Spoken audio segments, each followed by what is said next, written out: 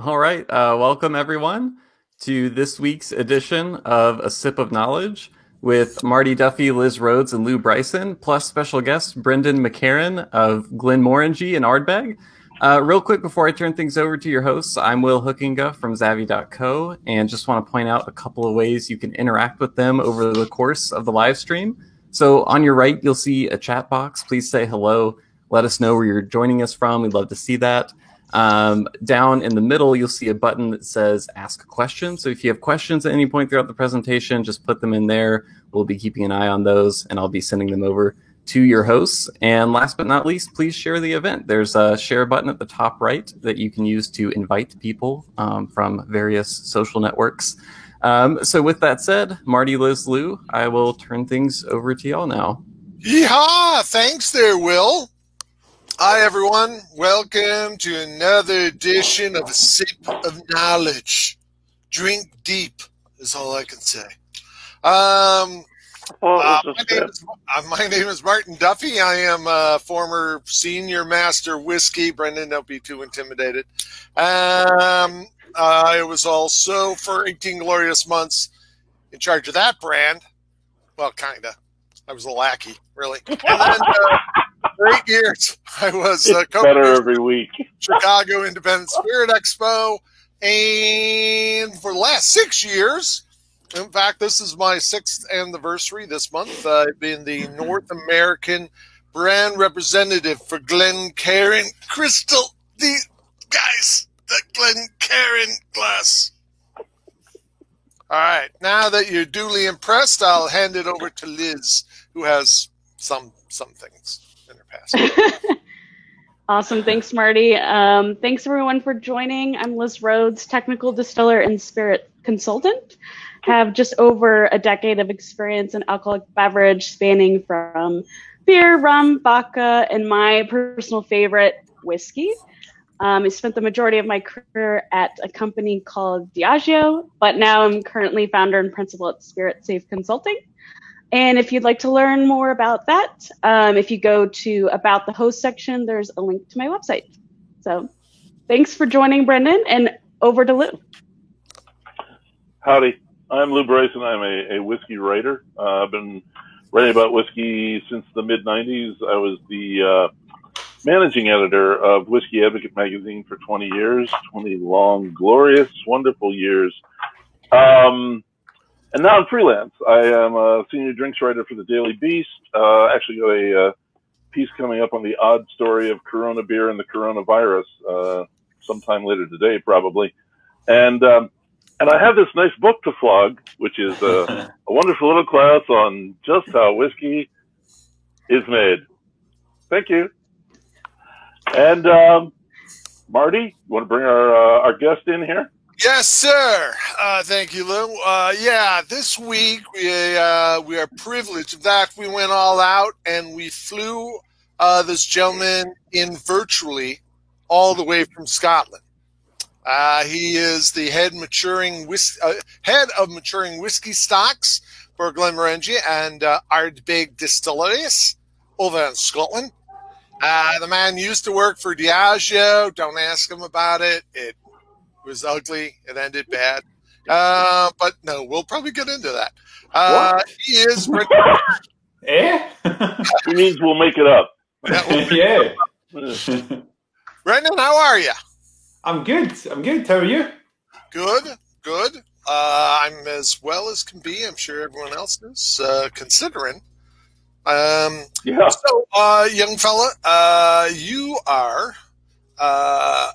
have a very rich past as far as Scotch whiskey goes. I mean, you worked for two of the biggest companies, two of the most respected companies.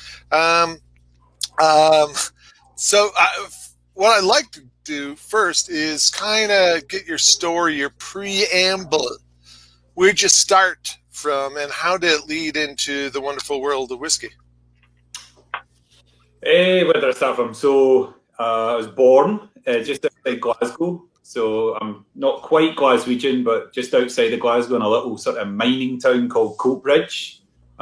Scottish people would know of that place. I saw How Green Is Your Valley. I know all about it. Go ahead. Right.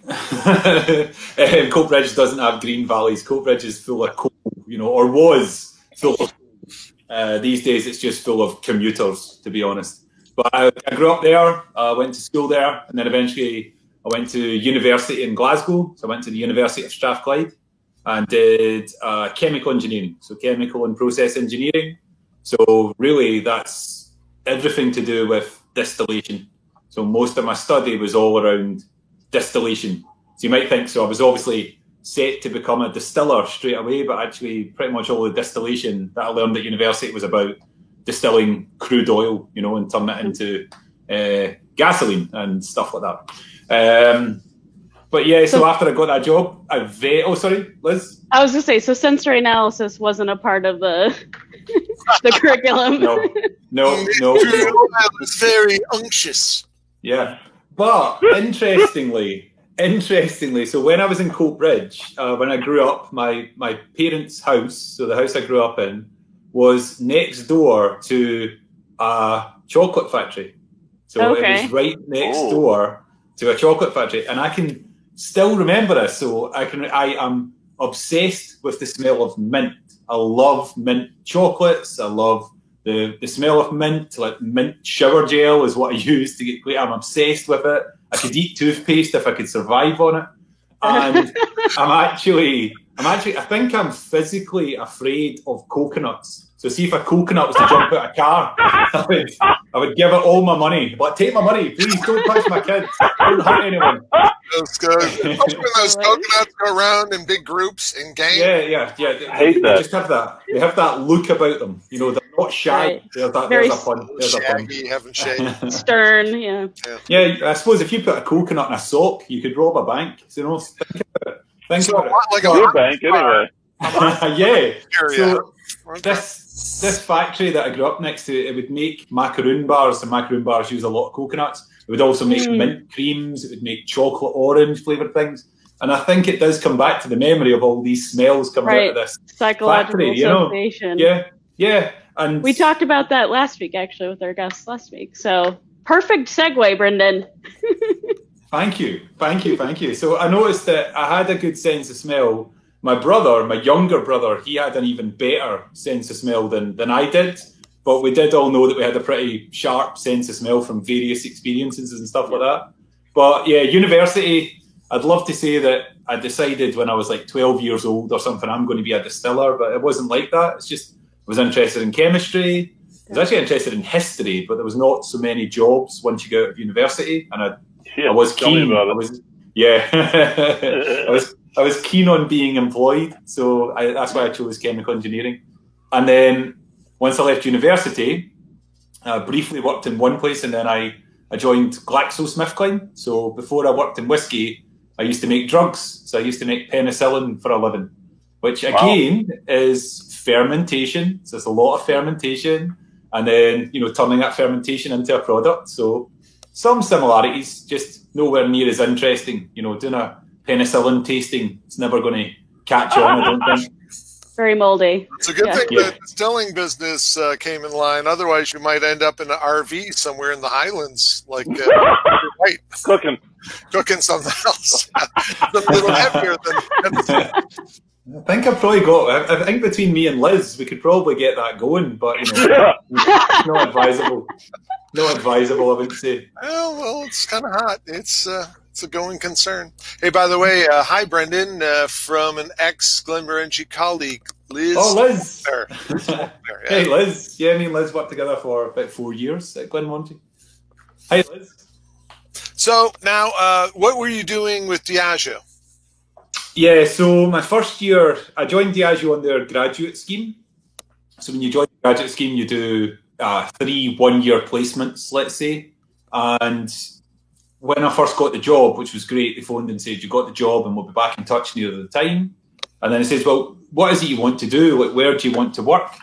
And I was, all I was interested in is, I was like, I'll work anywhere, just whatever the best job is. And at that point, they said, well, there's a lot of stuff going on in malt distilling. And I know it's kind of crazy when we think about malt distilling right now, but this was in 2006. And it really was still coming back out of a real tough period, you know, a real flat, or there was decline first and then a kind of steadying, and it was just beginning to come back up. So they're like, we need everyone that wants to go to malt distilling. And if you're from Glasgow, anyone from Scotland who's on the call will understand, you know, there's Glasgow and Edinburgh, and they're basically in a line, and basically anything north of that, for a central Scottish person, is considered the North Pole. So trying to get people to move north was always like a challenge from the central belt. You know, it's like going to the moon. But I was like, yeah, I want to go wherever the best job is. So I went up north, and my first role was working in the maltings. So I worked at Burghead Maltings, where you take raw barley and turn it into malted barley.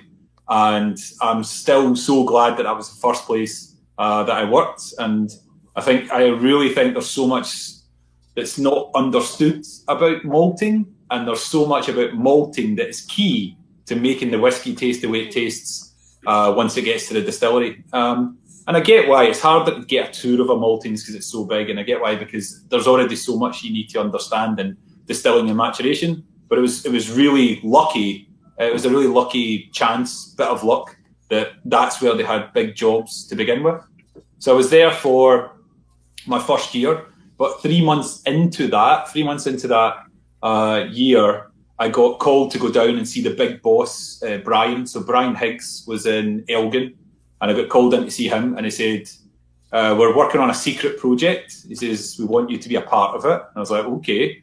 And he says, so we're going to build the first distillery in Scotland, single malt distillery, in 40 years. So I was like, okay. And he says, you're a chemical engineer, aren't you? And I went, yes, because I do have a chemical engineering degree. And he went, so you know how to do chemical engineering design? And I said, yes, which was a lie, because I'm like a terrible chemical engineer. You know, you can be a carpenter, but you can be a shitty carpenter. Richard Branson says, when someone asks you, do you know how to do something, just say yes and then learn.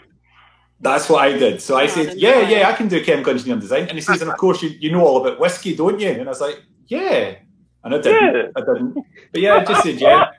So then I got to work on, it was called Project Triumph. So I got to work for the rest of that year, partly at the maltings and partly on this new project, which eventually became Rose Isle Distillery. So that was like my first year. And it really was like it was like the most fast-tracked year of distilling I think you could possibly get. So I did my diploma in distilling because I needed to, because I had to learn about what I was trying to design in this team. And I had like 3 months experience, and the next junior person in this team of like 14 people had 19 years of experience. So I was just like a sponge, you know, you could just absorb all of this information. And I guess that kind of started the fire. That kind of got my passion for malt whiskey going, you know. And my mentor was a guy called Mike Jappy, and he just taught me so much. And it was just being around all these people. And it was also quite cool because, which I understand now, I didn't at the time, I was around all these people who'd went through the really hard times, you know, so they'd been there in the 1980s, which just sucked. And the 1990s weren't great. It was still this, is it going to grow? Is it going to decline? Is it going to stay flat? Lots of factories, lots of distilleries, lots of bottling halls closing. And then this was like the beginning of, you know, this new resurgence, yes, new sort of golden age for whiskey. So it was great to get all this sort of positivity from all these people who'd had, you know, had went through some really tough times. So it was an amazing year. And then from there, I kind of thought, you know, this is what I want to do. This is definitely where I want to be. Now, were you a whiskey drinker prior? Yeah, so I'd started, so I was 25 when I started at Diageo. Now, don't get me wrong, I was still a beer drinker first and foremost, but I would have whiskey. I'd started to understand whiskey, and it was because of this guy Craig, so one of my best friends, Craig. I was going out with a girl who's now my wife, so Susie. I was seeing Susie. One of her friends, Gemma, started going out with this new guy, Craig, and he was just really into whiskey. I don't know who got him into it, but just every time I went to the bar, he's like, "Come on, we'll get 2 of these. Try this, try this, try this." And he was just constantly at me saying, you need to try this whiskey, you need to try this whiskey. And then funnily enough, we kind of grew apart for about 10 years. So we're only just sort of back hanging out maybe 2 years now. And when I first met him, he'd moved out to the the Middle East. He was working in Qatar, and we were out there on holiday, and we'd found him through Facebook or something, so we got together. And it's like, so what are you up to now? And he's like, yeah, I'm a quantity surveyor. I build these big buildings. That's really cool. So what do you do? And this, bear in mind, when he left me, I was like, I can maybe drink one whiskey. I'm not sure it's going to be my favourite thing. And I was like, you better take a seat. I've kind of stolen your dream job. So he was like, how can you be a whiskey maker? And I was like, I don't know. It just kind of happened. But, it works for him now. See, he gets lots of free whiskey every time I go into his house. Right, yeah. So, I had a question, and guys, jump in. I don't mean to. But I was curious, when you were working at the maltings, I've been to a couple of maltings over there. But everything was a little, it was during my Diageo days, so everything was focused on Diageo malts. But how much of it, and I know that the Diageo maltings malted for numerous different companies. Yes. How much did anyone was at that time talk about, the type of grain, not just for alcohol yield, but for flavor? How much of that the conversation? So it's kind of like the way that you would malt for a certain distillery would be to their specification. But really, the only thing that's going to distinguish the malt for one distillery to another is if you have phenol levels. So if you're doing phenolic malt, you want to have it, medium peated for Talisker, slightly more peated for Kalila, even more peated for, if you were selling to Ardbeg or something like that. In terms of the actual malt for flavour, great malt is great malt and poor malt is poor malt. It doesn't really change so much from variety to variety. And I'm just keep my eye on the chat column here because people are going to lose their minds. But it doesn't really happen. Now, if you use a brewing malt, it's higher in nitrogen, so it's lower in starch, and so the fermentation profile is going to change. But if you have distilling malts, if you have Concerto, which is the big one right now, or you had Optic or Opsbridge, or you have Laureate, which is coming in right now, and it's going to be the new Great Hope of malting, they all are distilling. Yeah, Diablo is still on the list, so it's not fully approved yet, but I hope Diablo makes it just because it has a cool name, frankly. Yeah. Is it from south of the border? Is that sorry? South of the border. South of the border. Oh, okay. Yeah. It's kind of like the other thing in like the UK. So the UK is kind of like a rectangle, and the West Coast, you don't grow barley. So you don't grow barley in the West Coast because it's wet and it's warm, so it doesn't really suit barley growth. It all goes down the East Coast. So all the maltings, all the barley, it goes from Tain, where Glenmorangie is, all the way down to sort of Norfolk area of England. You just see all the barley growing down that East Coast. But yeah, so in terms of the maltings, were we trying to make this one because it'll make it fruitier, or this one because it'll make it nutty, or this one because it'll make it grassy? No. You try and make it great quality, well modified, remove the proteins, leave all the starch behind. And really from there, if you make it great and sell it to the distiller, this distiller will be able to process it easily.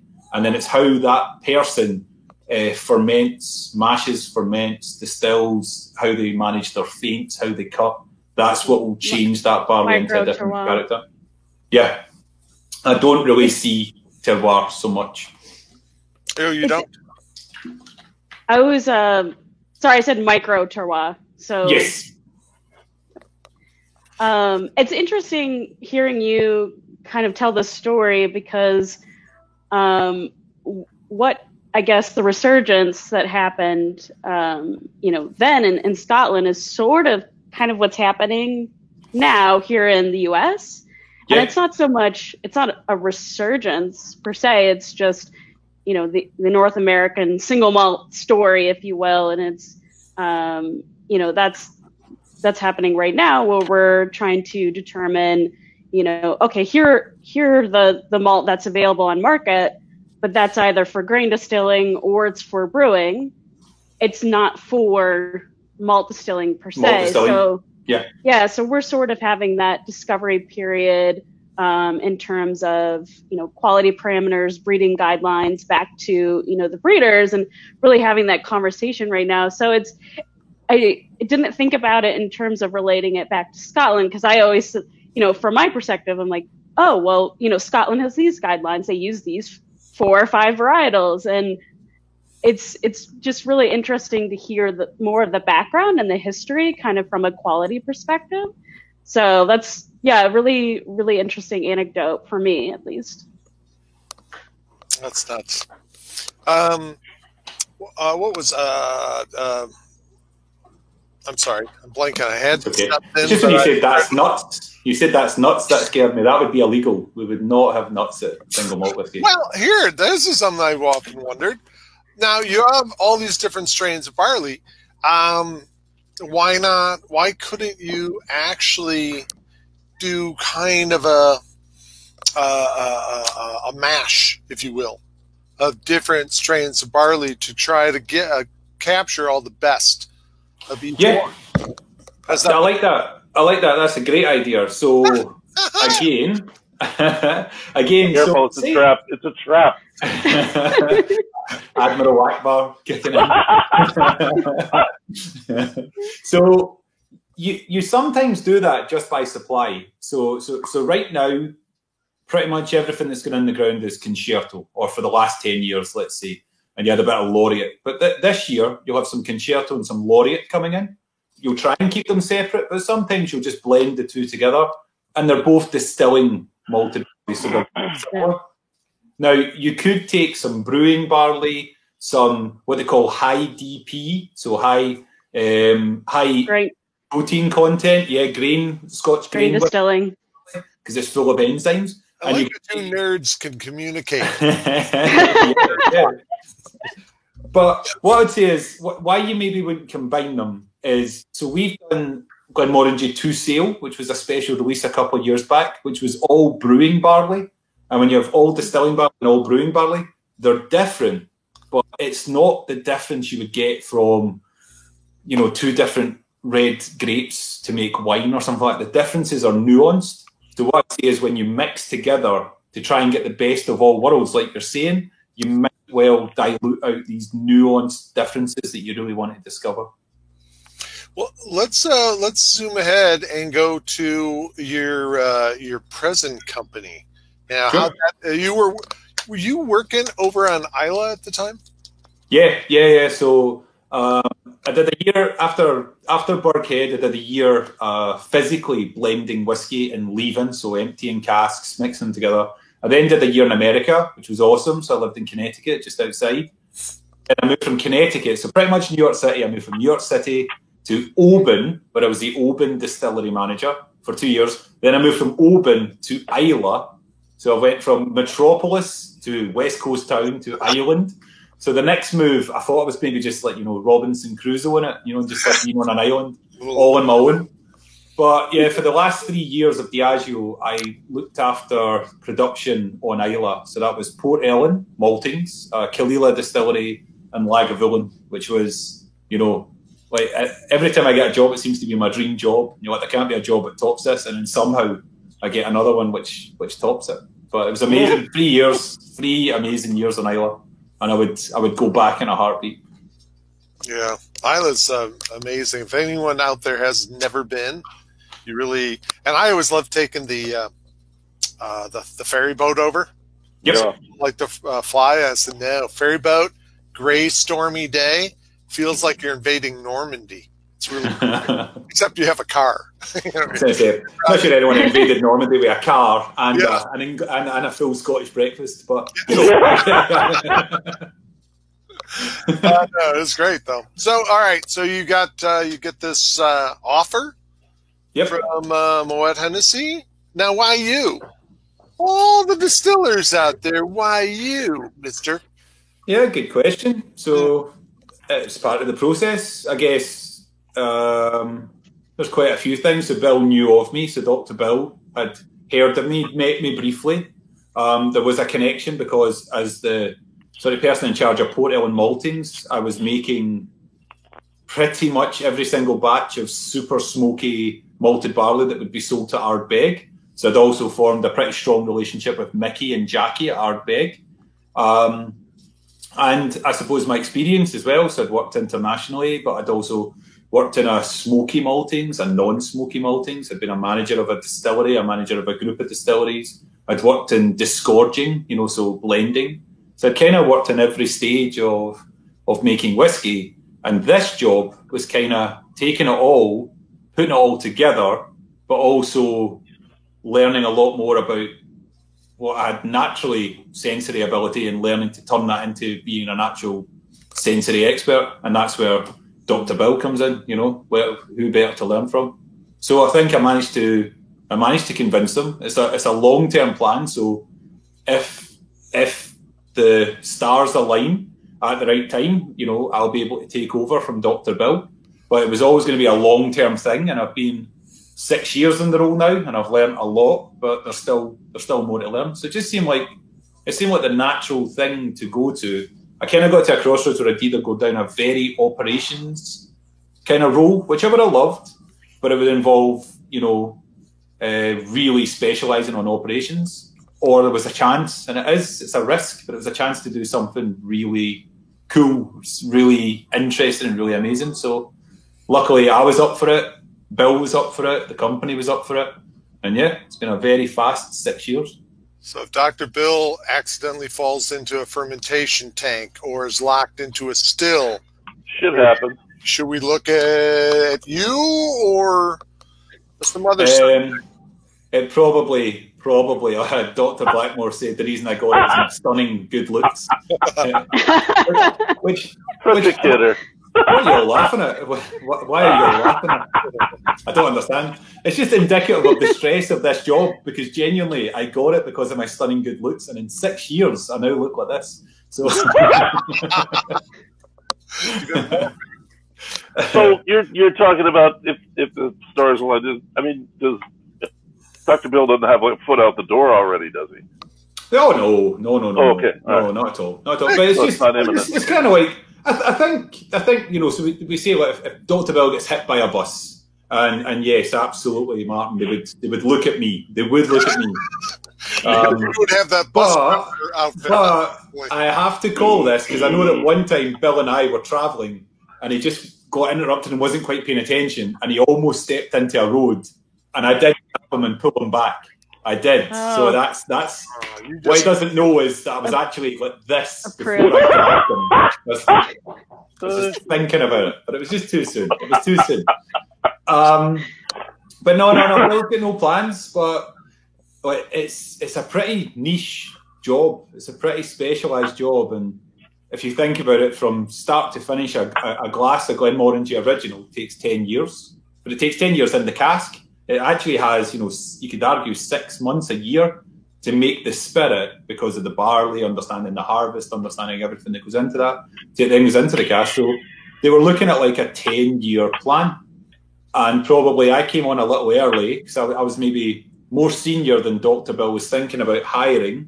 But when I came, we're very weirdly alike in many ways, and we're different in different ways, but it freaks David Blackmore's talking out. It freaks David Blackmore out whenever I meet him, because he keeps going, "Why are you doing that thing that Bill does?" And I'm like, I don't know what you're talking about. But we have similar upbringings. We're from a similar part of Scotland. We have similar quirks, similar eccentricities. So I think we just sort of realised we had that very quick rapport established, and that's why they hired me, I suppose. But Bill will be here for as long as he wants to be here. And genuinely, I'm fine with that, because as long as I have enough to do, and we have a lot to do, as long as I'm learning, that'd be the one thing that would stop me. If the learning kind of plateaued, I think it would be quite tough, but there's a lot still to be learned. Yeah, it's amazing, isn't it, with whiskey? I mean, I've been working with brands for 25 years, and it doesn't matter. I mean, you always find out something brand new, something discovered in the whiskey world, or totally. You can get up to it, oh, yeah. Lou Bryson's book, I would strongly recommend Lou Bryson's book if you want to learn more. Page 261. That's really fast. Yeah. I really, really love the chapter on wrapping No. All right, let's get on that real quick because before we go on, because I'd like to hear about your experiences with both the two distilleries. I mean, they're very vastly different, so that's kind of cool. But yesterday we were chatting about, and you debunked. I don't feel completely debunked about the whole myth of saran wrapping casks to try to hinder the angel share. Explain to... I think somewhere between the words saran and wrap, he started screaming myth. Yes, I believe. It's a goddamn myth. Right there. Explain to the huddled masses why this is not true. So it's one of many myths that exist in whiskey. And do you know what? It's fine because it's super hard to understand whiskey. And of course, sometimes to understand something, these experts who are teaching all of us will say, it's kind of like this, but sometimes that gets taken literally or it gets taken on a skewed way. So some myths appear. And some of the myths are absolutely fine. It doesn't matter. But there is certain ones that are just so ridiculous and so untrue and so nonsensical. They have no logic to them that it just drives me nuts. And if I could, I would pull my hair out, but I can't do that. So looks like you've been at it for a while, actually. Yeah. So I used to work for Diageo. I now work for Glenmorangie, but because Diageo is the biggest, it's always the one that's the easiest one for these myths to come out of. And basically, the theory goes: do you know that Diageo got taken over by a bunch of accountants, and these accountants said we're losing too much whiskey into the air, so wrap everything up in Serrano wrap and cling film. That way we won't lose anything and we'll make even more money, and then we'll fire up our stills with little puppies that we set on fire and all this nonsense. But it's just not true. And there's people saying, I saw it with my own eyes. Fields, like the Matrix, all these humans getting used as batteries. They say, I saw all these casks wrapped, and it's not true. So maybe some casks were wrapped as an experiment, because guess what? When you wrap a cask, it's a good way to monitor how quick evaporation's happening. But if people tell you that all the casks in the whiskey industry are wrapped so that you get less losses, first of all, it's not true. Second of all, it's not true. Third of all, it's not true. Fourthly, if you did that, it wouldn't work, because the cask would just sweat. So you would, instead of losing the stuff into the air, the angel's share, it would be like the angel's puddle, it would just sweat off the cask and drop on the ground. And then if we just suspend our belief for a tiny bit and say it does work, yeah, it does work, okay, let's just pretend it does work. Why would you want it to work? Maturation happens for a reason. You take this really great quality new make spirit, but it needs to mature. So stuff needs to come in from the cask, reactions need to happen inside the cask, but also stuff needs to escape the cask. This really volatile and not so pleasant congeners, acetaldehydes and methanols and stuff, they need to escape. So even if it did work, you wouldn't want it to happen. You would have more whiskey, but it'd be of very poor quality, and you would very quickly go out of business. So it's just one of those ones that you just, I was just going to mention, we also have a little plug, Nick Savage on coming up November 3rd. So maybe that's also a to be continued conversation. Yeah, so Nick, when he was at Diageo once upon a time as well with me, and he did a lot of experiments into losses from casks. So quite possibly he would have wrapped some to see how quickly stuff was being lost by weighing the liquid that was coming out and stuff. But the idea that all these warehouses all across Scotland, I mean, just even the logistics, how would you do it? How would you do it? And how big is the cling film, the Serrano wrap? That must be the stuff that you buy at Costco. That's the only way I can think you could do it. I can see it. It's the same producers of the Big Ass Fan, like Yeah. Big Ass Saran Wrap. Right. Well, Dave Broom's going to be on next week, and as we all know, he's an investigative reporter as far as whiskey goes. So we're going to find out, Brendan, if you're still being, there's still a big hammer hovering above your head, that says Diageo on it.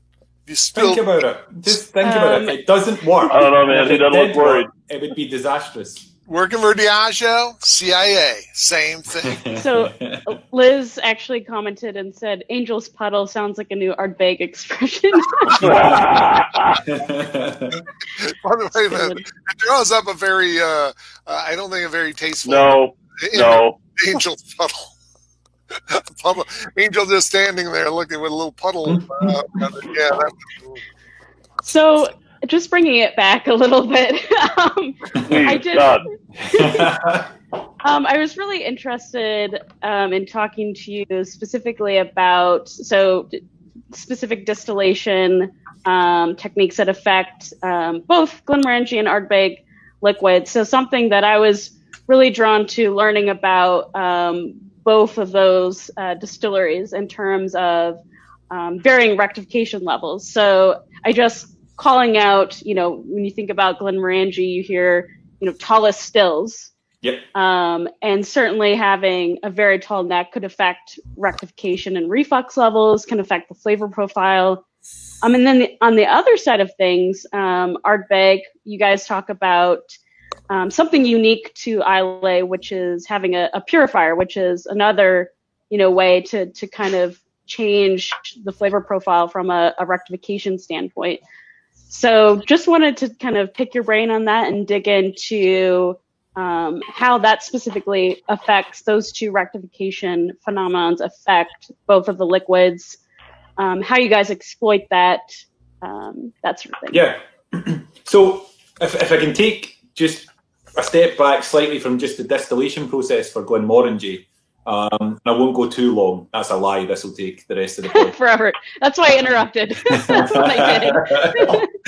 But if you were like doing a paper, if you were doing your diploma in distilling or your master distiller, and they say design a plant that would make a clean and fruity spirit, a clean and fruity malt whiskey character, you pretty much would design Glenmorangie.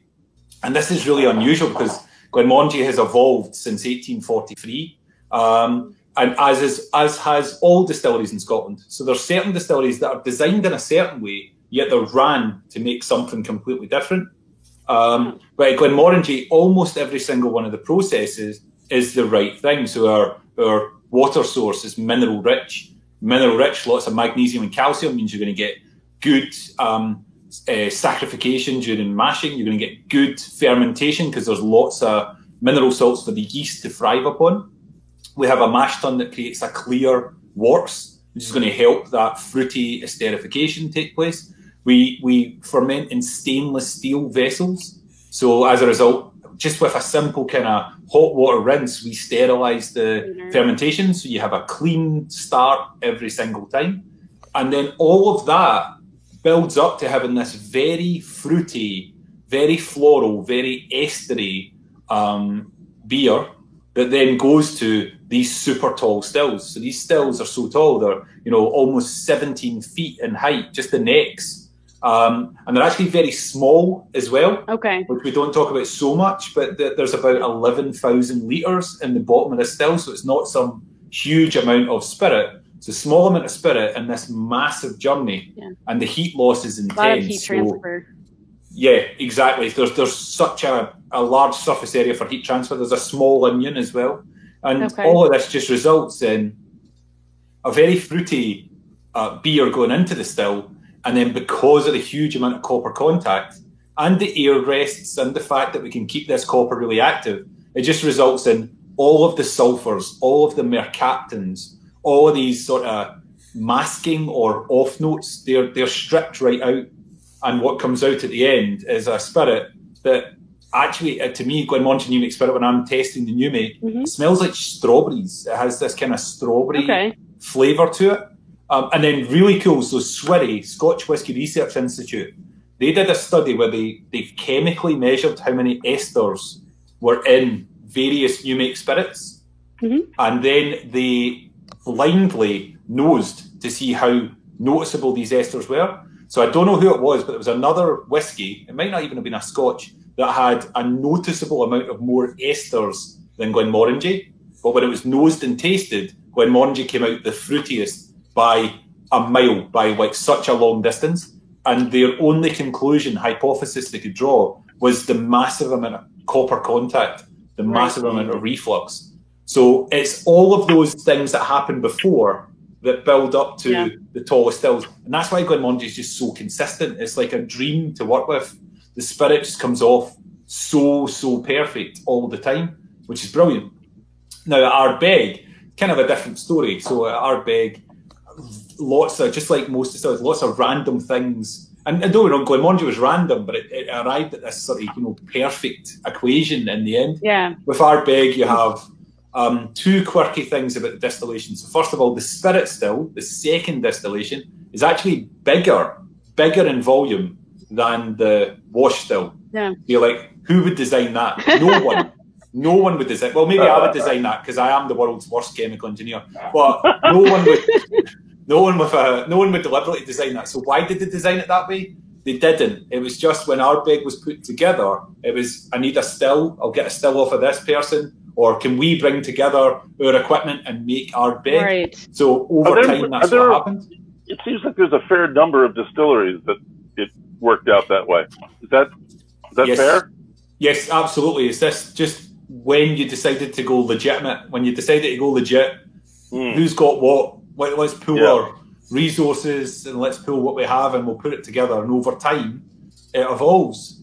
But who on earth would suddenly come in and say, do you know what, at Ardbeg, I'm going to change the stills round? Yeah. I mean, because it's a part of that takes a level of arrogance. It takes a level of arrogance that is beyond me, and that's saying something. There's quite a few people falling off their chairs. So two things at Ardbeg. It has this bigger wash still, so you run the wash. It's bigger spirit still, excuse me. So you run the wash still twice to build up enough low wines to go to the spirit still, and then you run one spirit still. But also on the spirit still, it has a purifier. So purifiers kind of, if this is the still, so this is in reverse, so I'm getting really confused. The spirit's here, it goes up the line arm, goes up the neck, comes over the line arm. This is the condenser, but before it hits the condenser, there's just a little tube that takes it back to the start. So it gives it just a polish. It just lets a little bit of the vapor return to the start of distillation, a tiny bit more copper contact. And what that does is it just takes out enough of these kind of masking aromas that it lets you taste more than just smoke. Because Ardbeg absolutely is about being big and smoky, but we don't want to be just big and smoky. We want to be big, smoky, and it's the purifier that lets you uncover the lime juice and the citrus and the kind of bitterness and the acidity that's really present in all Ardbegs. And it's because of that purifier. And the best thing about it is the purifier went in at some point. We don't know when it went in. Now, we're pretty sure it went in between the late 1800s and the early 1900s. But there's no record of it. So possibly it might have went in during World War I when, record keeping might not be a priority. That's just a theory. But the man or the woman who did that should have like a statue in Port Ellen or something like that. But we don't know who it was. But without that person putting that purifier in, Ardbeg wouldn't taste the way it tastes right now. It tastes similar. I'm not saying it's a night and day difference, but it wouldn't be the same. So, and you guys have done side-by-side comparisons of that, or is that just something like, this is just how we run it, this is Ardbeg? This is Ardbeg. I don't think you could ever do a proper side-by-side comparison because you'd need to, have spirit from the late 1800s, and there would be so many variables already. True. You'd need a time machine, and obviously, if I had a time machine, the thing I would do before I went back to discover what Ardbeg was like. Probably one or two things, yeah. Yeah. Is that a unique piece of kit, or are there other distilleries that run those? There's about 15. Dr. Bill and I sort of sat down one day because we got asked a similar question. Lou, I think you might even have asked us that on Isla when we were all together. Maybe. Is it in here? No, that's why I was asking. I don't have that. Yeah. But no, I would say there's something like 14 or 15 distilleries out of, what's that, 150? Yeah. So it's pretty unique. And it's the only purifier on Isla as well. So it's not something you would normally use for a heavily smoked whiskey. Yeah. You know? So like a top tip for you, if you're ever challenged to make whiskey for 1 year, be in charge of a distillery, and if the quality is 100%, then you're going to be a bajillion. They're going to give you $1 billion. Then make a heavily smoked whiskey. That's your trick. Is that it hides a lot of inconsistencies. Whereas with Glenmorangie, if there's just the tiniest thing that's not quite right, nowhere to hide. That's it, nowhere to hide. So actually to put a purifier on Ardbeg, people would say, well, why do it? It's not going to make a difference. Which is a fair theory, but it's actually been proven incorrect, and it's actually super important to that unique Ardbeg character. Well, that's also something I've always wondered with the heavily peated malts, though. Sometimes when I think, wow, it's just going way up there, where now it's really just all about peat smoke, the peat and the smoke, and it's really hard to get the gist of the whiskey underneath it. So is there ever sometimes where you guys just want to, with Ardbeg, just peel it back just a tad? Because Ardbeg typically is over 50 ppm. Yeah, it's like 55 and up. About 40 to 45. 35. Yep. And then Lagavulin is just right behind. It's about the same. Almost exactly the same. So do you ever want to just put out something that's just... Yeah. So what we like to do, rather than let's get 0 ppm malt, or let's get 20 ppm malt, or let's get this or let's get that, the way that we like to play around with the smoke is by age. So if anyone's lucky enough to get their hands on the 19-year-old Ardbeg, I can understand why people say it, but they go, do you know what? This whiskey's old Ardbeg, and back then they must have been using less peat because you can't taste it so much. And I get it's a good theory, but it's incorrect. But what actually happens is the longer you mature a smoky whiskey, the esters and the fruits go up, and at the same time, the phenols are coming down because they're naturally getting absorbed into the active carbon layer inside the cask. So that's a great way to change how smoky or how big Ardbeg hits in terms of smoke. And then another way to do it is to complement and contrast the flavours that you get from the casks. So if you want to show off Ardbeg in a real raw, smoky way, put it in first fill, second fill and refill casks like Ardbeg 10. And that's why you get that raw, punchy, smoky hit up front and then some flavours. But Uigeadail is actually smokier than 10 because it's way higher in strength. But actually the flavour's different. It's kind of like a sweet smokiness. It's like bacon and brisket. And that's because you're using, a lot of fully matured Oloroso sherry casks. So that's the way that I like to do it, as opposed to let's do a 0 phenol run and do a crazy high phenol. It's more about either using multiple ages to play about, or doing it very young, like your 5-year-old Wee Beastie, which is right here. So this is like super smoky Ardbeg, and it's not because we put more phenols in the malt, it's because we bottled it at 5 years old. Yeah. So the smoke had no time to escape. And then other times it's like, the cask profile or whatever we do. I think that's the way. Now, sometimes we just like to give the Ardbeg super fans what they want, because let me tell you, doing market research on Ardbeg is a waste of time, because all they say is I want it stronger and I want it smokier. So you're like, okay. So the last one was 100 ppm and it was 3 years old in a day, and it was 60% alcohol, and they go, yeah, so smokier and stronger. You're like, I'm not sure where I can go for you here. But sometimes we do like a supernova. So we'll do Supernova that's extremely smoky. There's some 100 ppm malt in there. But it's not actually as young as Wee Beastie. It's older. It's not aged, but it is older. We've allowed the flavours to develop. But Supernova is something that people go crazy for. But I'm with you. We still don't want it just to be smoke. And that's why Supernova doesn't come out every year. You know, from a very logical financial point of view, I would say if we did Supernova every year, it would sell out and we would make good money on it and blah, blah, blah. But if it just tastes of smoke, it's kind of defeating the purpose. Yeah. So we try to make a Supernova every year. But if it comes out just of smoke, then it doesn't happen. That's why you have these sort of random years where Supernova comes out. Yeah, people, I mean, it's funny. I always found it amazing back in the 90s when people were starting to have island whiskeys and these heavily peated whiskeys that nobody ever saw before. And they take a sip and they go, oh my God. They go, where the hell that smoke? That liquid has smoke in it. What happened? Yeah. And it was really a great reaction. But then you had this whole crowd. I mean, a big chunk of people who, God bless them, they really helped all these island distilleries, you know, really rise in prominence. But they also kind of lost the track. You know, they started thinking smoke. It's all about smoke. There'll be more smoke.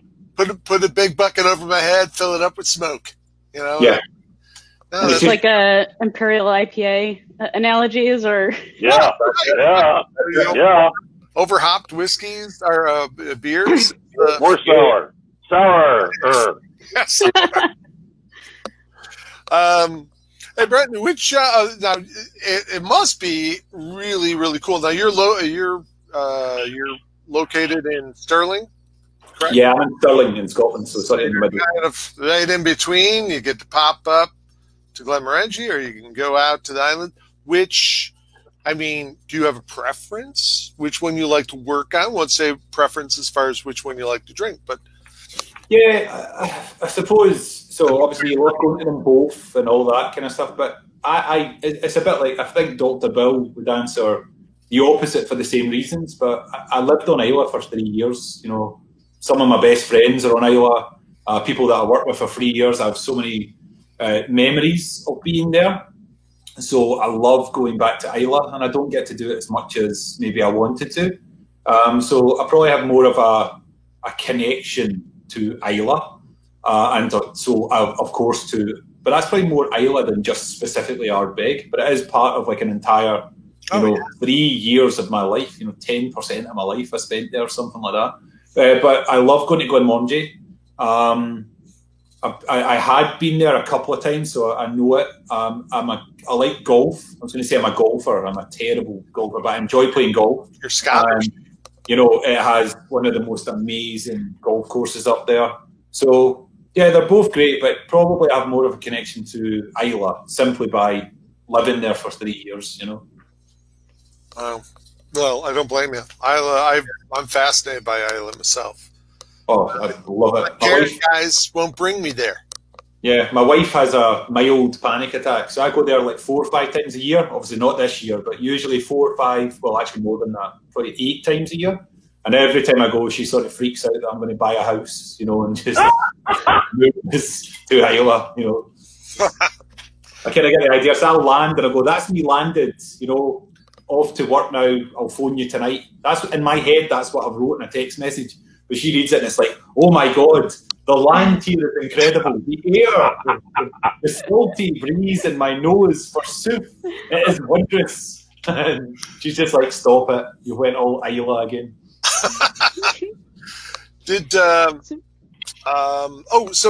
So you start off with a chemical engineering degree now, and when you started around 2006. Mm-hmm. Now, you would have had some of those old timers still around. I don't know if they consider Dr. Bill an old timer because he's still relatively a young guy compared to some of the others. But a lot of the distillery managers back then, Donald Rennick or Donald Sterling up at Dalwhinnie, these guys were, Billy Stitchell. I'm not sure. Is he still at Colila? I'm not sure. No. So I used to be Billy's boss once upon a time. So Billy retired. Yeah, I was Billy's boss. You must have loved that. Billy was amazing. Me and Billy were great. Billy retired in 2014. Did he? Maybe 13. Maybe 2013, actually. 2013. So I retired Billy. I just remember talking to, it was Evan Katnick, I'm pretty sure it was him. And I think he was with a couple other guys, Gordon Bell and some of these, old timers, the guys who had started off working in the distillery and then worked their way up to become, distillery managers or master distillers. Yeah. And it was funny. We were at some Diageo facility where they're testing whiskey, and they had, the guys would have lab coats on, and I go, hey, so what do you think? Is this an improvement? He goes, all these chemical engineers, they bring them in with their little degrees. This is how you test a whiskey. And you just drank it. And, so that's good. That's a test. I go, that's a urine sample, Evan. But I mean, did you ever feel that you got any kind of kickback from the older guys? Any little resentment? New kid coming in with, his test tubes and. I don't think so. So when I got the job at Oban, when I became the distillery manager at Oban, I was I was the youngest person ever to be the distillery manager at Oban when I got the job. So I was like 29. And I sort of anticipated a lot of maybe people being quite nervous about that or resentful of that or something like that. So I was literally the youngest person on site. So all the operators, all the mashmen, the distiller, everyone was older than me. But actually, no one really gave a toss, I think if I walked in and started saying, right, I'm going to change everything, see everything you've been doing, because I'm going to do a new thing, I would very swiftly have been fired and possibly set on fire, literally fired. But it's not like that. You can be young and, understand what needs to be doing. And you can also be old and not understand what needs to be done, So I didn't get any of that at all. Don't get me wrong, there's still very tough times. There's times where you have to make tough decisions. There's times you have to make things that, really suck for someone. If a mash gets stuck on a Friday, Oban's a 5-day site. If a mash gets stuck and it's just draining slowly, it's not very fair, but you need to say to someone, I need you to stay on tonight. I know you were planning to finish at 4 p.m., but I need you to stay with this mash until it's done, for safety reasons, for production reasons, for quality reasons. I need you to do that, and you'll get time off in the future and stuff like that. But that's a tough decision, but it has to be done. It doesn't matter what age you are, if you do it in the right way, you're going well. And I had such a great time at Oban. I learned a lot. The people were great. But I didn't get any of that resentment. I don't see it. I think if people come in and basically think that they are, I got promoted quite young and I was very proud, but I did still feel I better do this well. I better not let it get to my head. And I am cocky. And I think that's what got me to the job. But I wasn't arrogant. There's a fine line. But if I did tell people you're doing it wrong and this is how it should be done, I think I would get chewed out. But, you still got to remember, we had a degree and stuff. You don't walk in and say, I have a degree, therefore what I'm doing is correct. A lot of how whiskey is made is still the same as it was 100 years ago.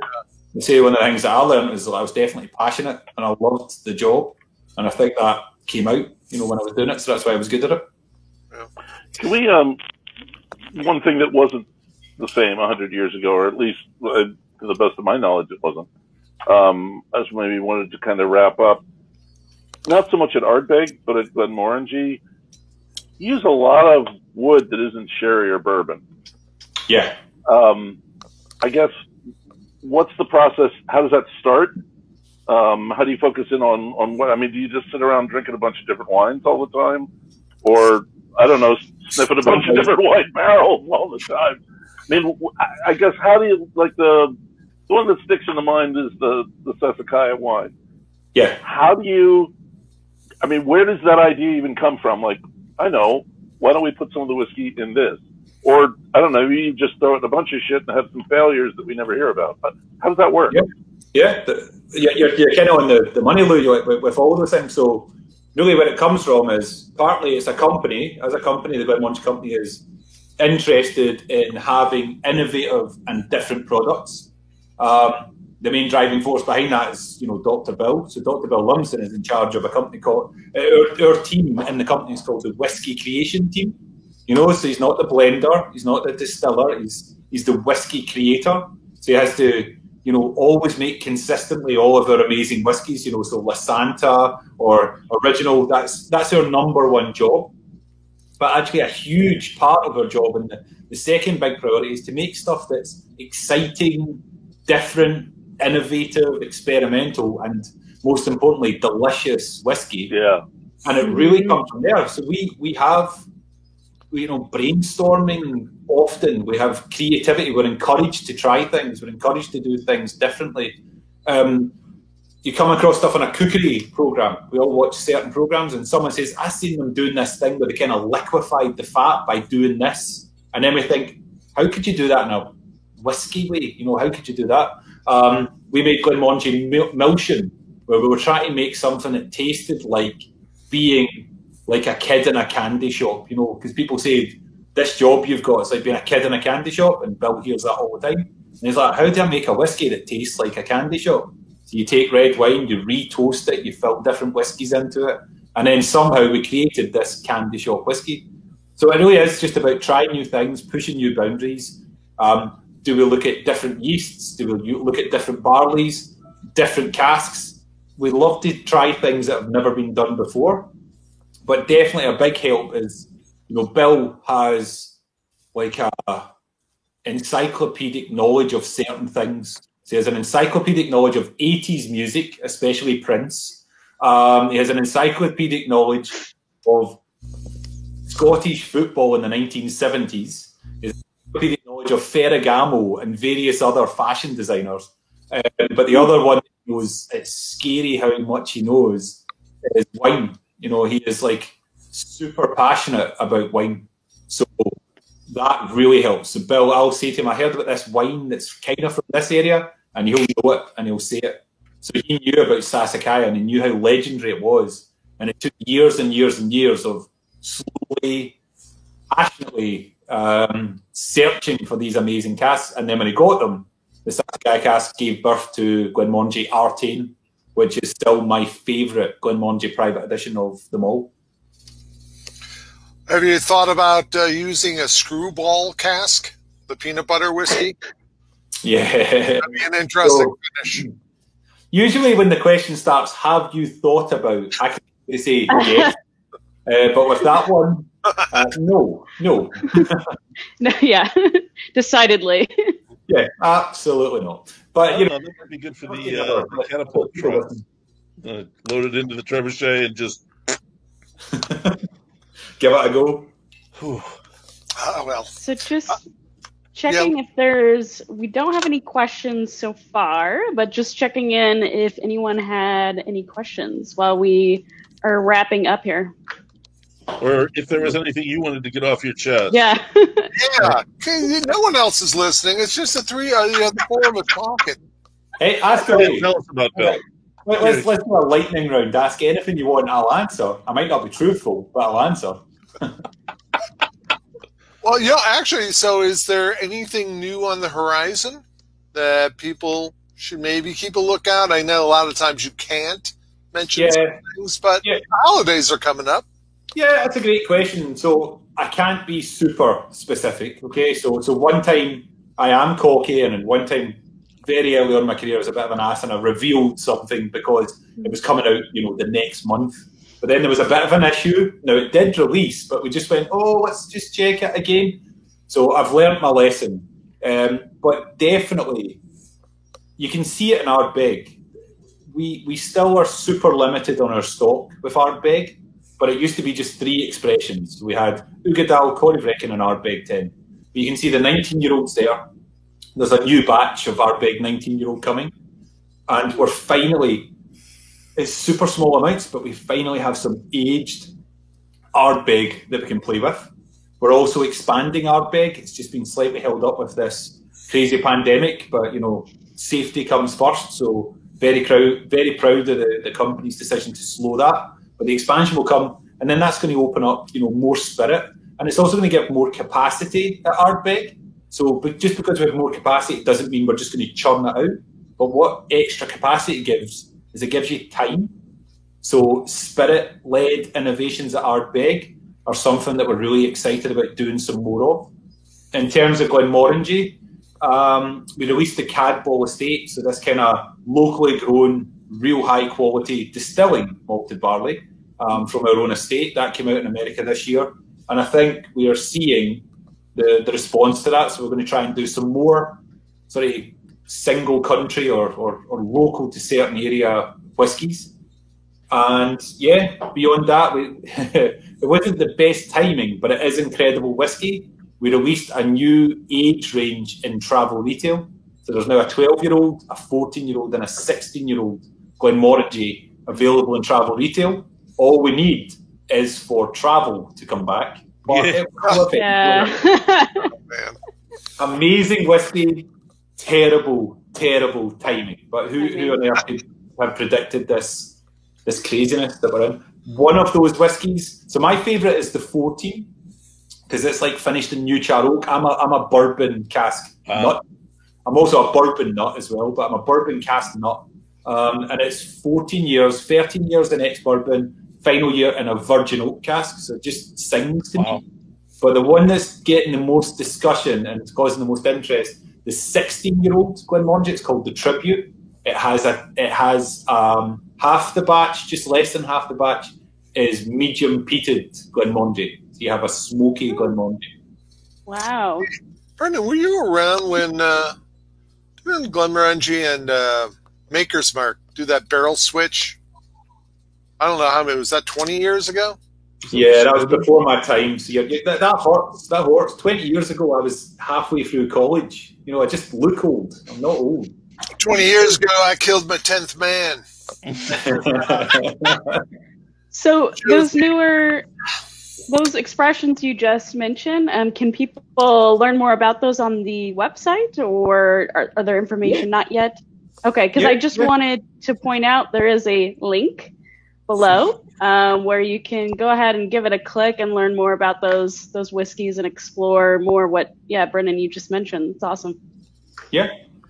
Brendan, this is great. This has been great, man. I wish we actually had more time. We might have to make the show longer. A lot of times we've already gone over our hour, which is per course because we have so many interesting people. Yep. Yeah. Let's just do another hour. Let's do another hour. If I go back there, I need to put my son to bed. So if I stay here, this is easier work. Are you going back and forth? Are you, even with all this COVID stuff, are you traveling? Are you working mostly from home? No. So what we do, so I'm in Stirling. For people who, I need somehow to do a map. Let's hold a prop. So this is Scotland. It's not an iPad. It's Scotland by night. So that must be the Black Isle. Very flat. Stirling's like here, so in the middle, and then Glenmorangie is way up in the north. Islay is out in an island here, so I'm in between the two, but I'm not always on site. Edinburgh, our country's capital, is here, and that's where the Sensory Lab is. So most days I'd be going to Edinburgh. Once every 2 weeks I'd be going to Glenmorangie. Once a month going to Islay, let's say something like that, and then sometimes getting to travel the world to talk about our whiskies. But right now, it is the company are being really responsible, and they're saying you can only come to the office if there's no other way to do it. So most of the time, the whiskey is being sent to my house, it's being sent to Dr. Bill's house, it's being sent to the rest of the sensory team's houses. So normally we would do that together, but we just do it individually in our houses and send the results in. But maybe once a month, give or take, there's times where it's just like Gillian McDonald in the team, myself and Dr. Bill, we have to get together. We need to have that collaborative energy, and also just for practical reasons, we need to be in the same place. So that will allow enough work to build up that we all get together for like a single day, and you just go through so much stuff. But mostly, so like whatever that is, 99% of the time, I'm working from home.